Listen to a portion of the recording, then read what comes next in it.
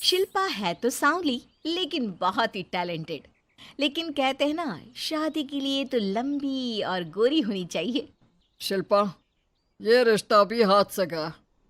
अरे कितनी बार कहा वो गोरी होने वाली क्रीम लगाया कर, लेकिन नहीं।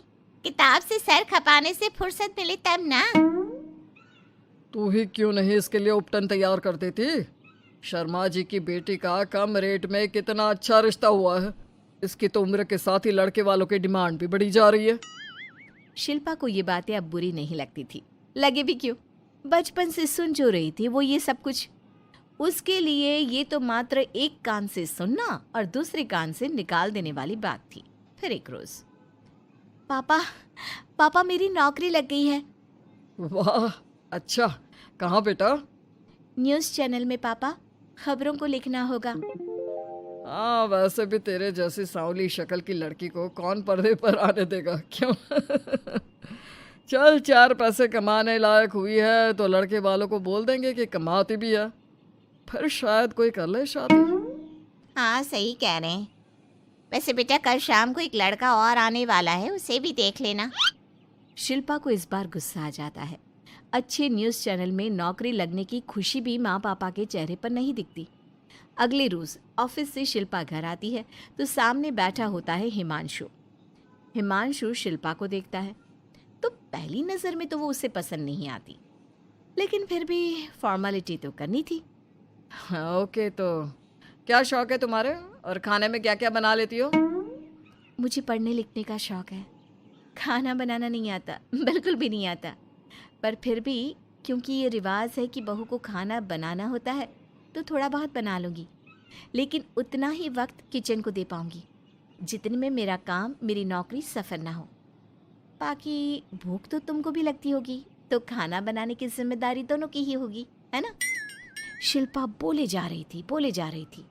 अब तक जिन लड़कियों से हिमांशु मिला था, शिल्पा उन सब से अलग थी। वो ऐसी ही तो लड़की चाहता था। शिल्पा से बात करने के बाद, ठीक है, फिर शादी 2 महीने बाद करेंगे। वो क्या है ना, खाना बनाना भी तो सीखना होगा ना। मुझे मंजूर है। शिल्पा को भी हिमांशु अच्छा लगने लगता है। दोनों की शादी हो जाती है, लेकिन शादी के बाद से ही हिमांशु का परिवार शिल्पा के रंग को लेकर कई बातें बनाता। क्या बात है हिमांशु, क्या कमी हो गई थी जो ऐसी काली सी बहू ले आया? काली? काली तो नहीं है। हाँ, मेरी शिल्पा का रंग हल्का सांवला है। वैसे आप तो कृष्ण की भक्त हैं, जानती है ना, उनका रंग भी सांवला था। अब सांवले रंग के कृष्ण की पूजा, तो सांवली मेरी बीवी खराब कैसे? बात तो सही भी थी। क्यों सांवला रंग खराब माना जाता है? शिल्पा पति का तर्क सुन रही थी। थोड़ी देर के बाद, क्या बात है, शब्दों का जादू आ गया। क्या तर्क दिया आपने सांवले रंग के समर्थन में? तो क्या तुम ही पत्रकार हो? अरे तुम्हारा पति भी कम नहीं है। शिल्पा रोज एक नई तरक्की छू रही थी। कभी विदेश दौरा तो कभी बड़े बड़े लोगों का इंटरव्यू। एक दिन, सुनो, आज का दिन बहुत खास है। मैं मुख्यमंत्री जी का इंटरव्यू लेने जा रही हूँ। अरे वाह, क्या बात है, सही है यार। तभी ससुर आ जाते हैं। बहू, थोड़ा मेकअप भी कर लेना, वरना काली काली फोटो सब जगह आएगी। अरे हम तो शर्म के मारे किसी को दिखाते भी नहीं कि ये हमारी बहू है। न जाने क्या कमी थी। अरे वो शारदा दीदी की बहू देखो, कैसे मक्खन की तरह गोरी है। और नताशा, वो तो ऐसे लगता है जैसे भगवान ने दिल खोल कर रंग दिया है उसको। अरे माँ, आजकल रंग नहीं बुद्धि का जमाना है। हाँ, तो वो दोनों कहाँ पागल है, अच्छा खासा घर देख रही है। शिल्पा को ससुर की बात पर गुस्सा तो आता है, लेकिन वो मूड खराब नहीं करना चाहती। वो तो बस तैयारी करती है कि जल्दी से अच्छा सा मुख्यमंत्री का इंटरव्यू हो जाए और दुनिया देखे। होता भी यही है। शिल्पा जब शाम को घर आती है तो, अरे चाची, बुआ, फूफा जी, कैसे हैं आप सब? कैसे आना हुआ? शिल्पा को आसपास के लोग भी देख रहे थे। वो भी जानती थी कि उसने जो इंटरव्यू किया वो कितना वायरल हो रहा है। अरे बहू, बड़े लायक हो तुम। औरत होकर दुनिया की इतनी जानकारी, कितनी समझ है तुम्हारे अंदर। वाह वाह बहू, तुमने तो हम सबका सीना गर्व से चौड़ा कर दिया। सास ये सब देखकर सोच रही थी कि भाई ऐसा भी क्या हो गया, इन्होंने तो बहू को हीरो बना रखा है। मैंने तो शिल्पा को उसी दिन समझ लिया था जब पहली बार मिला था। मैं तो जान गया था कि ये लड़की अलग है। कितनी प्यारी आवाज़ है इसकी और समझ भी लाजवाब। तभी बुआ सास बोल पड़ती है। और एक हमारी बहू है, सारा दिन टिकली बिंदी पर ही लगी रहती है। अरे दीदी, न जाने कौन कौन सी क्रीम लगाती है, अब तो चेहरे पर फोड़े भी निकल गए। कितनी बार कहा कुछ पढ़ाई आगे करके दुनिया में नाम कमाओ, लेकिन नहीं, बस सारा दिन शीशे के सामने खड़ी रहेगी। कोई बात नहीं फूफा जी, वो भी किसी की पसंद हो सकती है। हम लोगों का क्या, एक काम अच्छा कर दिया तो पूछ लिए गए, नहीं तो जमाना तो गोरी सूरत की ही तारीफ करता है। क्यों माँ जी?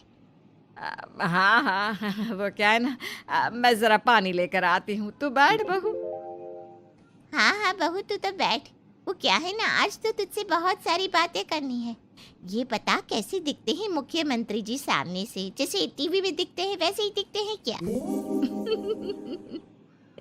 आए दिन लोग शिल्पा से मिलने आते, उसे अपने स्कूल या दूसरी जगह पर चीफ गेस्ट बनाते।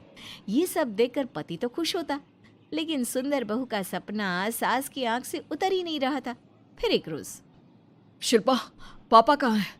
माँ जमीन पर गिरी पड़ी है, वो बेहोश हो गई है। शिल्पा की सास को गंभीर बीमारी हो जाती है और फिर आप लोग अपनी माँ की किसी बात को मना ना करना, उनका दिल कमज़ोर हो चुका है।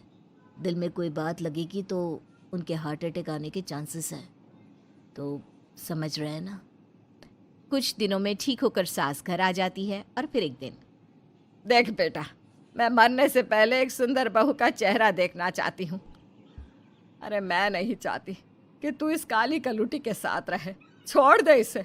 अरे कल को तेरे बच्चे भी ऐसे काले पीले पैदा होंगे और फिर हमारा खानदान देखने लायक नहीं होगा। शिल्पा सुन रही थी, वो परेशान हो रही थी। वो सोचती है कि एक बार वो अपने पति से बात करके देखेगी। सुनिए ना, मुझे आपसे बात करनी है। मुझे भी शिल्पा, मैं माँ के बिना नहीं रह पाऊंगा, तुम समझ रही हो ना। शिल्पा को दुख होता है, लेकिन वो क्या करती। वो हिमांशु को तलाक देने का सोच लेती है और फिर शिल्पा, माँ की हालत फिर खराब हो रही है, क्या करूं? माँ को सबसे बड़े अस्पताल में भर्ती करना होगा। लेकिन वहां तो बेड के लिए बड़ी बड़ी सिफारिश करनी पड़ती है। हाय रे, मेरा मरना तय है, मैं मर न जाऊं, मुझे बचा ले बहू। शिल्पा को हैरानी होती है कि वो करे तो क्या करे। पर माँ जी, मैं कैसे? बेटा, मुख्यमंत्री जी से बात कर ले, उनसे बड़ी सिफारिश किसकी हो सकती है? तू बोलेगी तो शायद तेरी सास की जिंदगी बच जाएगी। शिल्पा सिफारिश से सास को बड़े अस्पताल में भर्ती करवा देती है, जहां लंबे समय बाद सास ठीक होती है। लेकिन इस बीच एक दिन भी शिल्पा उन्हें देखने नहीं जाती। सास जब घर आती है तो एक सुंदर सी लड़की उनका स्वागत करती है। ये कौन है और शिल्पा कहाँ है? मुझे तो मेरी बहू ही चाहिए। माँ, कैसी बात कर रही हो? तुमने कहा था ना कि शिल्पा काली है और तुम्हें काली बहू नहीं चाहिए। ये रीना है, तुम्हारी बहू। नहीं नहीं, मुझे माफ़ कर दो, मुझे तो मेरी शिल्पा बहू ही चाहिए। उसी के कारण आज मेरी जान बची है। मैं नहीं समझ पाई कि सुंदर शक्ल से ज़्यादा सुंदर दिल और आचरण होना चाहिए। लेकिन अब क्या, अब तो देर हो चुकी थी। हिमांशु भी जानता था कि आत्मसम्मान वाली शिल्पा अब उसकी जिंदगी में वापस नहीं आएगी। अब तो शिल्पा को वे लोग बड़े बड़े चैनल की स्क्रीन पर देखते और अफसोस करते। शिल्पा चाहती तो कभी तुम्हारे लिए सिफारिश नहीं करती। अब तो आसपास के लोग भी घर नहीं आते। लोगों को लगता है कि शिल्पा ने हम लोगों को छोड़ा क्योंकि हम उसके लायक नहीं थे। सही बोल रही है माँ, हम ही तो उसके लायक नहीं थे। शिल्पा जैसी समझदार, पढ़ी लिखी, दुनिया की समझ रखने वाली लड़की को मैंने छोड़ा, सिर्फ आपके कहने पर। अब ये गोरी लड़की आपकी बहू हो सकती है, लेकिन मेरी बीवी कभी नहीं। हिमांशु वहां से चला जाता है।